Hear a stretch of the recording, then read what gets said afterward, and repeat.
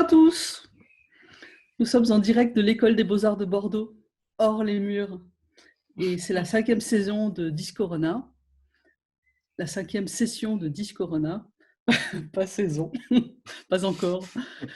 Et une petite session aujourd'hui, et on commence avec Lily. Donc on va écouter Lily, Claire, Zoé, Tristan et Raphaël. Et Lily qui commence, donc c'est une vidéo qu'elle a faite en hommage à Christophe Darcos, de son texte L'homme de merde, et donc ça s'appelle Peau morte.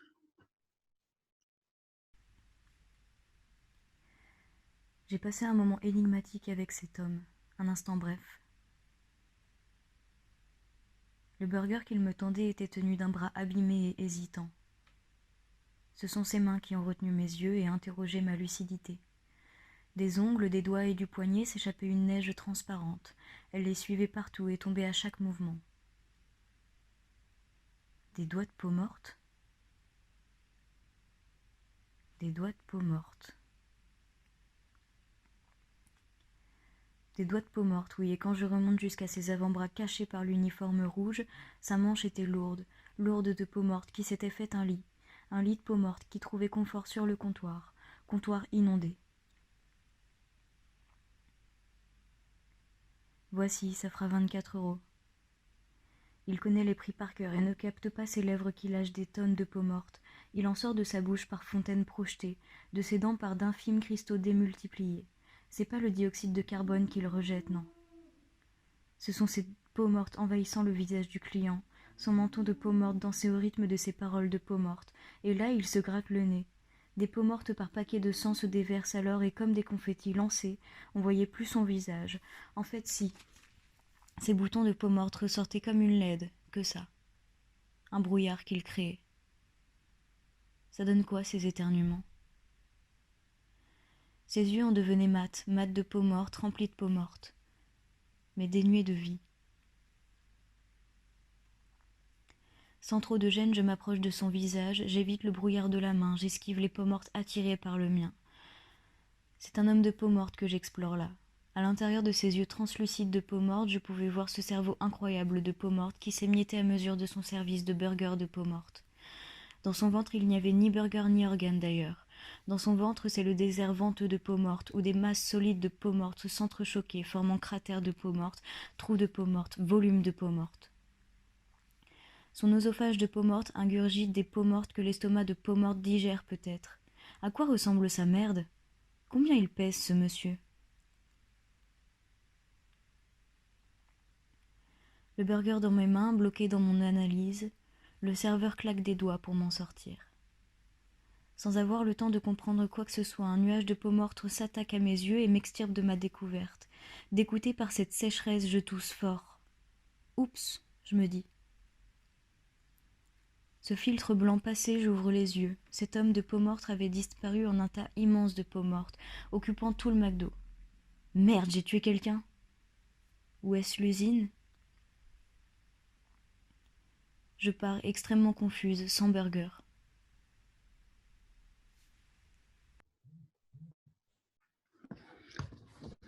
Merci Lily. Et nous allons maintenant à Amiens, où se Amiens. trouve Claire, qui nous fait une performance peinte, comme elle nous a déjà fait à d'autres moments, dans les versions Discorona précédentes. Voilà, Claire va peindre sur toutes les vitres de son appartement.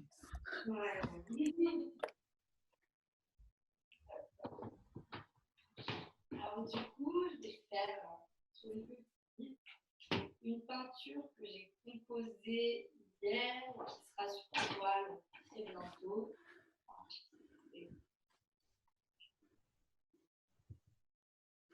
On n'a pas compris.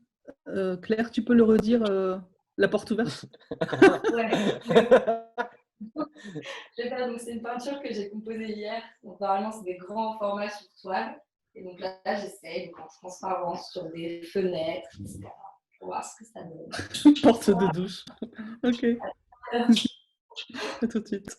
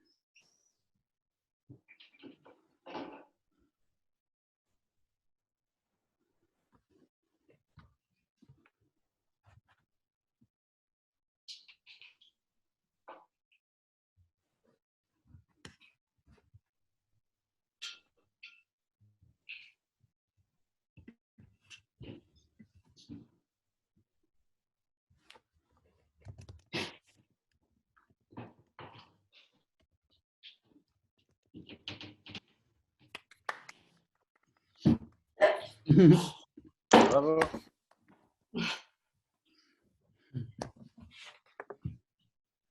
On t'a perdu.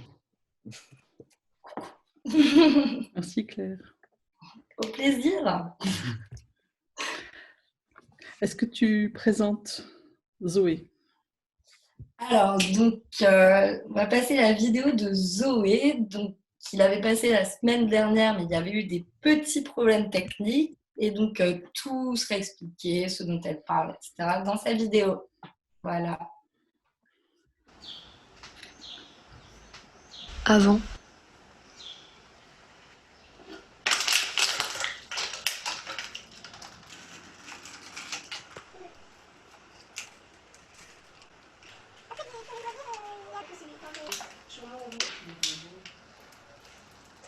Confinement.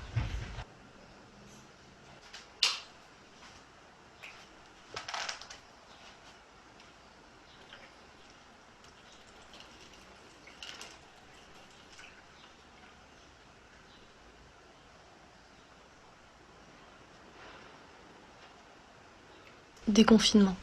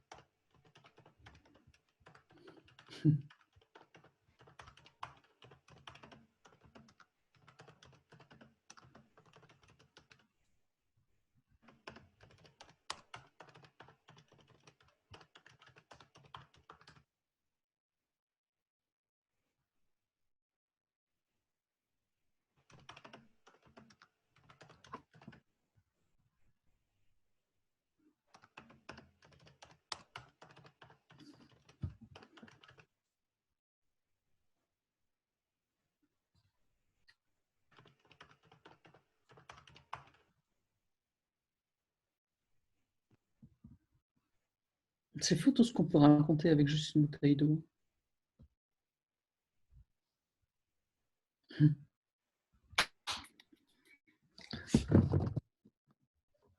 Toi, Tristan. Le tour de Tristan, ouais. Alors, je vais vous faire la lecture d'un texte que j'ai écrit en faisant une recherche sur les pommes de terre qui poussent dans mon jardin. Elles m'entourent. Je suis resté trop longtemps à observer leur développement. J'ai l'impression de les comprendre, mais la signification de leur ramification m'échappe. Je crois qu'elles me renvoient quelques paroles. Je n'en saisis pas le sens. Peut-être est-ce du morse. Oui, il me semble qu'elles dessinent du morse. Une tige est un trait. Les feuilles sont des points. La séparation des sections forme des mots me paraissent assez incertaines. Je me livre donc à une interprétation. Chaque tige secondaire est un segment composé de plusieurs lettres. Je transcris alors ces segments de points et de traits en lettres. Madné, PC, Titan. Mises bout à bout, ces lettres ne signifient rien, du moins pour moi. Au moment où Madné apparaît sur ma feuille, je pense à Madness. Peut-être veut-elle exprimer la folie, celle qui l'entoure, celle des humains, ou bien sa propre folie. Et pourquoi l'exprimerait-elle en anglais? Pourquoi l'exprimerait-elle dans notre langage? Pourquoi du morse? Je sens de plus en plus que cette enquête n'a aucun sens. Dès le départ, c'était voué à l'échec. Dans un dernier élan, j'attrape mon ordinateur et je recherche Madné PC Titan sur Internet. Je sais que ça ne mènera nulle part. Un des résultats que je comprends est un article sur une étude des bienfaits métaboliques des légumes violets dans le modèle animal en utilisant une approche moléculaire. Cette plante voudrait produire des légumes violets, ça n'a plus aucun sens. Je me remets alors dans ma position initiale, au milieu d'elle. Mes pieds sont dans la terre, tout est calme. Après le tumulte de cette enquête insensée, je sens que je suis proche de la réponse, que cette communication passe par l'acceptation. La recherche est un mécanisme purement humain. De ce fait, des barrières se sont créées. Je suis apaisé maintenant, je peux les comprendre. Mon voisin me parle, je ne saisis pas ses paroles, ce sont des sons que je ne connais pas. Des lettres sous forme de morse sortent de sa bouche. Il me regarde, rentre chez lui.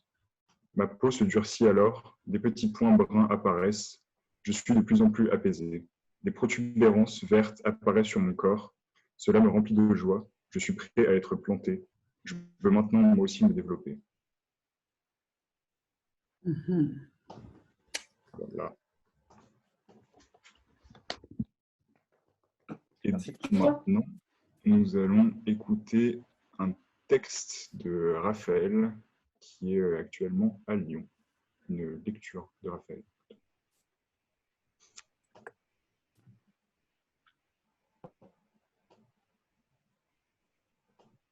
Bonjour, je suis un étudiant de première année, désireux d'arrêter cette mascarade et cette vaste fumisterie sur l'échange. Et en voici une lecture.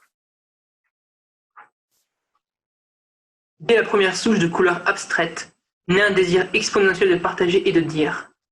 La forme est mouvante et encore non construite. Se rajoutent alors à cette essence des distinctions, des règles pour pouvoir produire de la matière consistante. C'est une idée, ou l'ébauche de celle-ci que j'aligne sous plusieurs horizons afin d'y pénétrer et d'y révéler une pensée. Elle frappe alors de rigueur l'écran dans lequel j'espère distinguer une lettre. Une première lecture s'y faite. Elle est introspective et elle est sur la nature de l'objet que je viens de créer. Cela pourrait s'apparenter à un paysage, un film ou un croquis.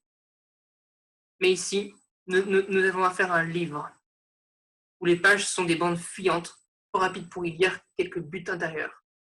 Il faudrait l'arrêter, la secouer pour y faire jaillir des vibrations si immenses qu'elle produirait des échos lointains pour y ramener sur le devant de ma scène l'ordre attendu. Mais c'est à s'y grincer les tendons que ma gueule trop bloquée ne parvient pas à laisser place à cela. Une déferlante qui vomit de mes gencives et une bribe d'une conscience voulant voir une objectivité illusoire, un autre. Et c'est en le voyant joncher sur le sol que je m'y rends compte. En plein charabia, se passe alors une seconde lecture, cette fois-ci plus rapide et embourbée dans l'action que je viens de réaliser.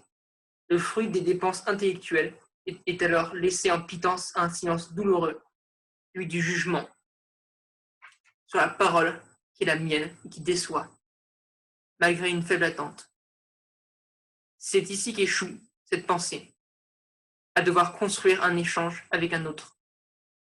Je dois y rester coincé et prendre des bouffées avec moi-même pour élucider un schéma narratif afin que l'on puisse me comprendre et par même action, m'aimer pour ce que je suis.